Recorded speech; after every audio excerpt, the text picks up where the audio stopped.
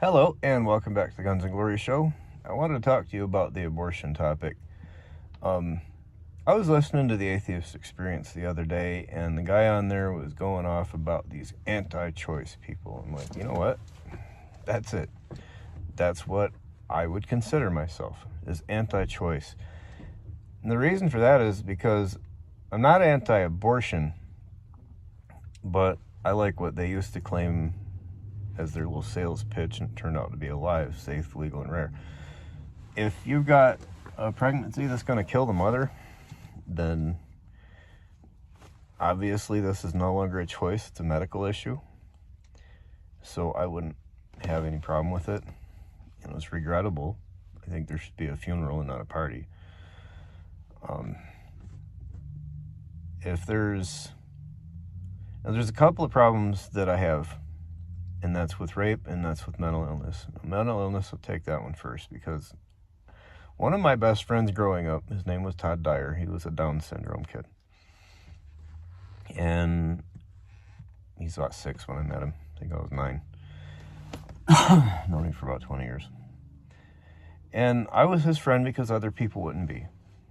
You know, this kid got beat up, and he got spit on, and he had things stolen from him.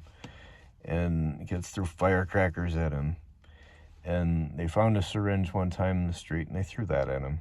And it stuck, and it scared everybody because AIDS had just come out back then. And it was a new thing, and we just knew that it was a bloodborne disease. Didn't know how it was transmitted or anything. We thought mosquitoes carried it. So we didn't know. And it was scary.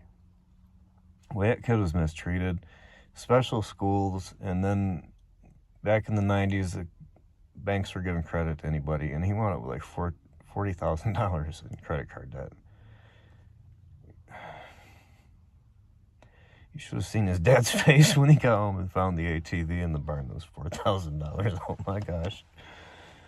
But to put parents through that, or him, I don't support that.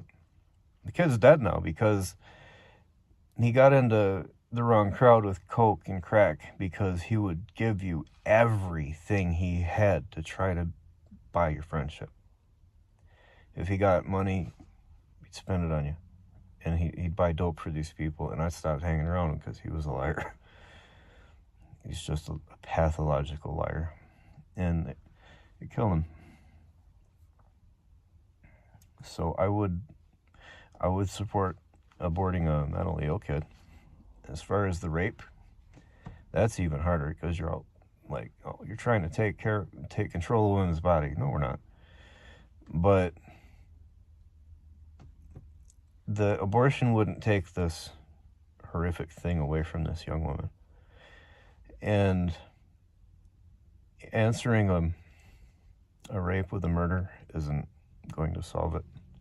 There are people who have not been aborted, whose mothers were raped, and they were quite happy. I'm trying to keep that glare down a little bit. They're quite happy to be alive. So yeah, I'm anti-choice. There isn't any right to kill your baby. The Supreme Court didn't take anybody's rights away. They actually restored them to you.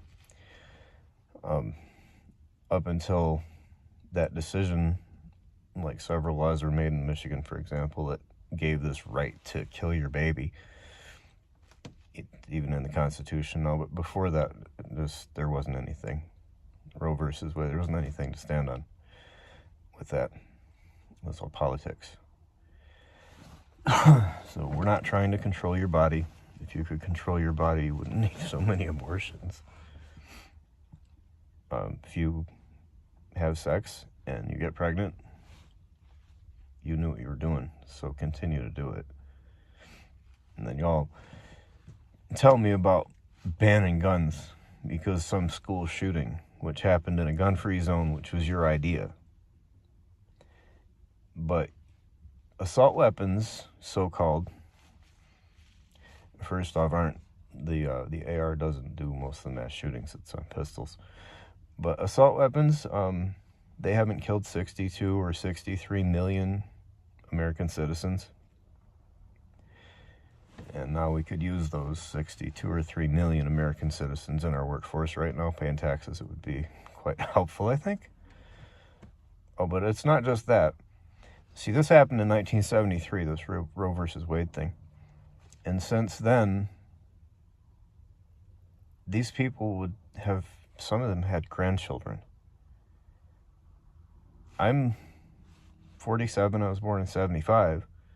So you're talking about a person that's almost 50 years old, plenty old enough to have grandkids. So 2.5 kids a household, 65 or 63 million, so what, 130? 125 million people, and then some of those are now having kids. So don't tell me about assault weapons. You're too busy killing babies and then putting them in gun-free zones to even think about talking to me about that.